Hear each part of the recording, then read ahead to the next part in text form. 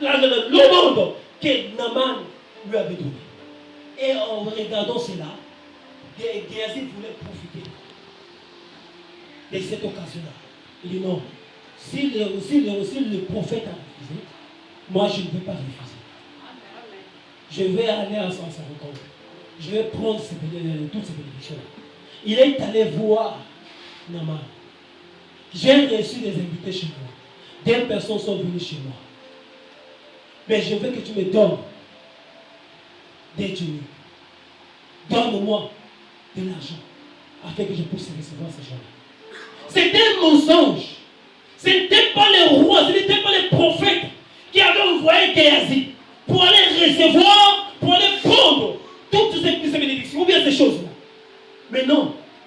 Mais il est allé mentir. Mais le prophète, c'est quelqu'un qui voit. Le prophète, c'est une personne qui a l'œil de Dieu. Peu importe ce que tu vas faire, il sera toujours au courant. Il sera toujours en contact avec l'Éternel.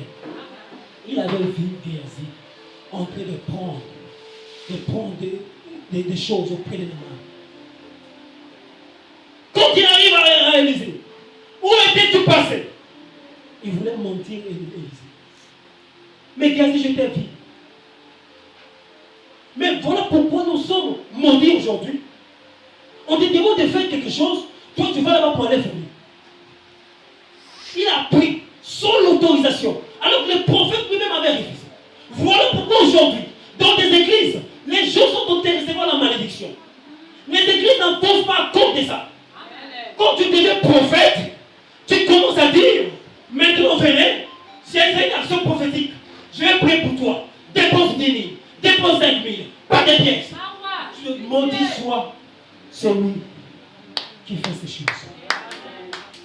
Géasi avait été maudit. Quand le prophète avait dit ça, il a dit à Géasi, là il a dit, de Naaman s'attachera à toi. Et la lèpre qui était en Naaman s'était attachée à Géasi. Géasi était resté malade. Avec sa lèpre, c'était la conséquence du péché. Il fallait qu'il soit dans cet état. Parce qu'il voulait tromper Dieu.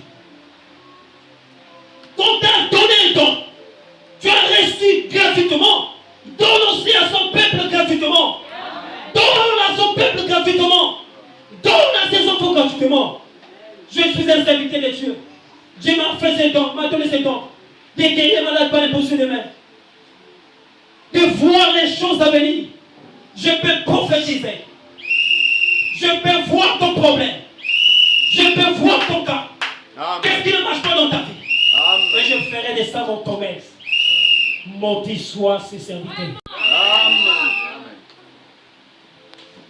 La parole de Dieu, ce n'est pas un commerce. La parole de Dieu, ce n'est pas ta richesse. Si tu veux être riche, travaille, fais ce que Dieu te demande. Et le reste il sera donné par-dessus. Mais si tu transformes la parole de Dieu en un commerce, tu seras surpris. Tu seras surpris. J'ai dit à mon frère ce matin, hier soir, n'ayez pas peur. Parce que je sais le Dieu que je connais le Dieu que je sais. Personne ne mourra dans notre vie.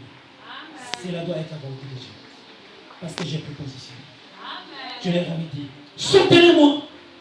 Quand vous avez un serviteur, vous avez un serviteur de Dieu, un pasteur, un frère prédicateur, qui vit la parole. Soutenez-le. Soutenez-le. Soutenez votre pasteur. Parce que c'est lui, votre ange. Dieu l'a envoyé pour que ton problème soit résolu. Amen. Dieu l'a envoyé parce qu'il c'est à travers lui qui va te parler. Amen. Oh, si tu connaissais ma famille, tu aurais dit mon frère, comment tu fais pour vivre? Quand je monte ici, tu vois le frère Yves. Oui, c'est le frère Yves. Il est pour le bien. Mais si je te dis ce qui se passe dans ma famille, c'est plus grave. C'est plus grave.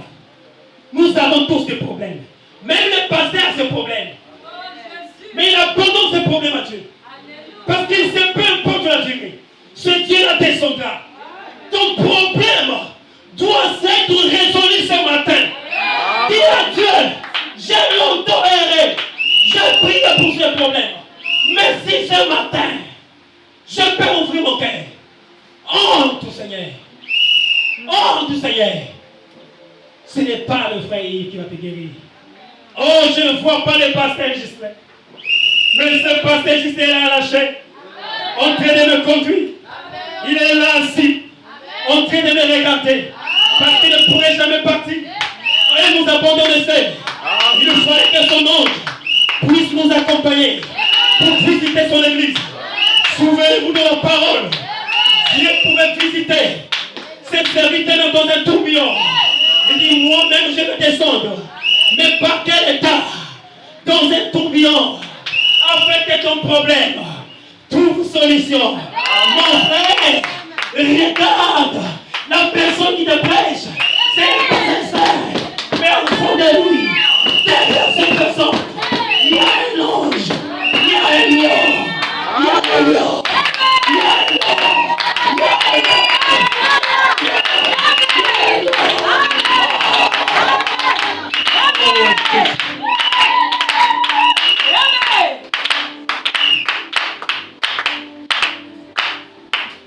Il y a un lion qui crie dans le désert. Il y a un lion qui crie dans le désert. Daniel dans la force au lion. Il s'est retrouvé seul dans la force au lion. Il pouvait regarder de gauche à droite. Partout il y avait des lions. Mais la parole nous fait croire que Daniel n'était pas seul. Au Daniel, il y avait un Dieu. Les lions pouvaient voir Daniel. Un autre lion au milieu des lions. Oh Jésus. Daniel était un lion au milieu des lions. Il ne pouvait pas être bouffé. On ne pouvait pas le dévorer. Parce que lui-même était un lion. Dieu avait fait de Daniel un lion au milieu des lions. Toi aussi ce matin, sois un lion au milieu des lions. Que rien ne t'empêche de produire la parole. Que rien ne t'empêche de bénéficier de la grâce. Oh Jésus.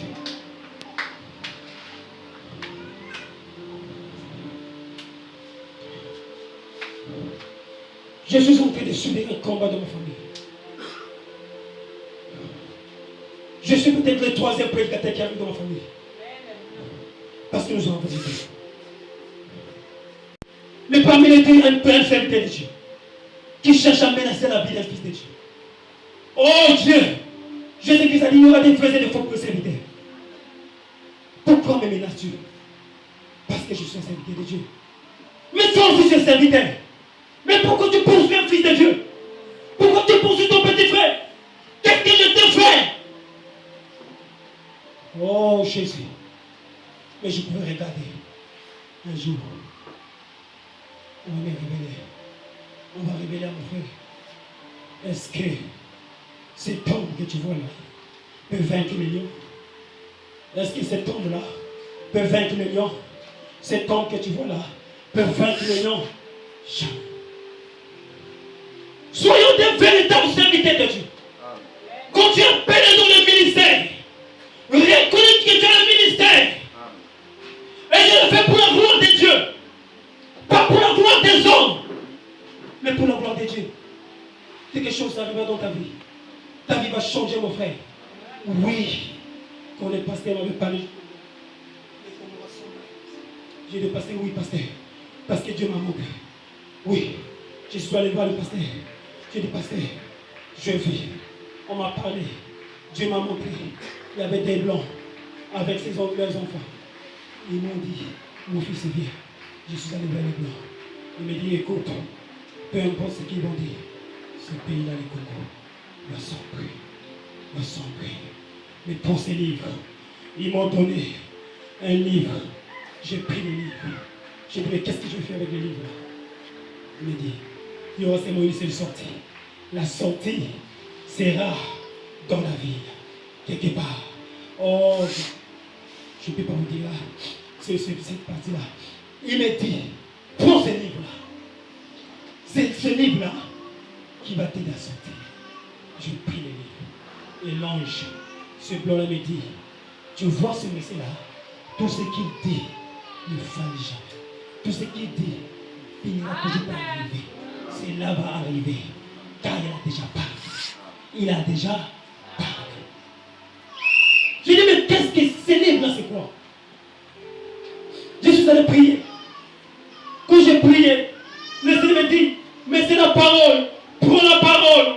Avale la parole. Sois en ordre avec la parole. Et tu vivras. Tu sortiras. Tu seras sauvé. Voilà pour comment faire. Ma sœur, le message que tu donnes,